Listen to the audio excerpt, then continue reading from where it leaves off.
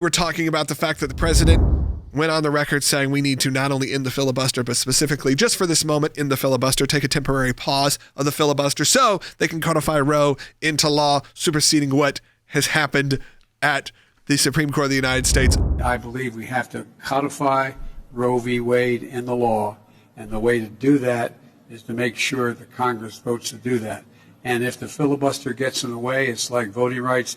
It should be, we provide an exception for this, require an exception to the filibuster for this action to deal with the Supreme Court decision. Look, this is a real threat that we can't just ignore and pretend isn't real. This is a problem if they decide to, just for this one moment, to just throw out the precedent of the filibuster because they feel like, the other things, not important enough. But for this, for the taking of human life, we feel like we got to do it. This was also in Madrid, Spain, at the tail end of this NATO meeting that he's been at. He decided to rebuke the United States Supreme Court. And I'm going to play bite one because it shows that he wasn't just talking to a domestic audience. He was talking to a global audience about an institution within our Constitution, within our U.S. government, a co-equal branch of that government, the U.S. Supreme Court, and he calls it destabilizing. That doesn't mean just for within the United States. He's talking on a global stage. He's saying it's destabilizing to the world. The one thing that has been destabilizing is the outrageous behavior of the Supreme Court of the United States in overruling not only Roe v. Wade, but essentially challenging the right to privacy.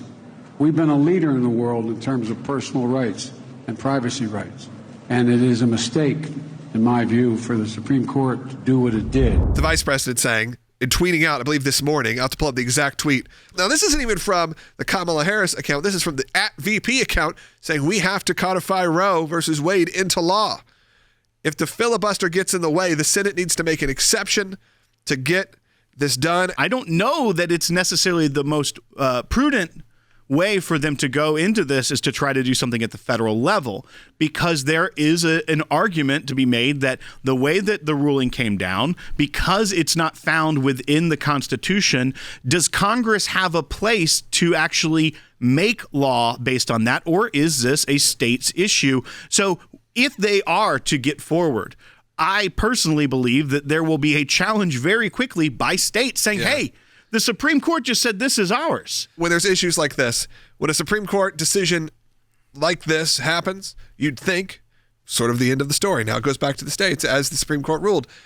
But then kicking and screaming, they will not go away. This would actually be an effort to take the principles of Roe that were really first created by the Supreme Court and actually write them into federal law. So I agree with Will. There's a strong argument to be made that that is not constitutional, but that would have to be challenged. That was not what Roe addressed. Roe addressed a Supreme Court decision. This would be actually writing it into federal law, and then that law would have to be challenged. And that is why these midterms, and Than, you gave us a whole list. That's why these midterms are maybe more important, specifically to the causes that we support, are maybe the most important midterms of our life. We cannot look away from the danger of this potential. The United States Senate, I've seen it before.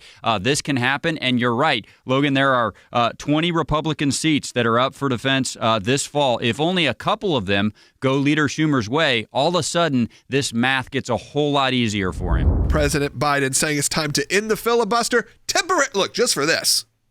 Just for this. Because that's how it goes in Washington, right? Just when I find it convenient. Just when I would like to cheat the rule of law. Just when I would like to change things for our own self, for what we agree with. Because guess what? You know what happens if things flip? They're going to want that filibuster.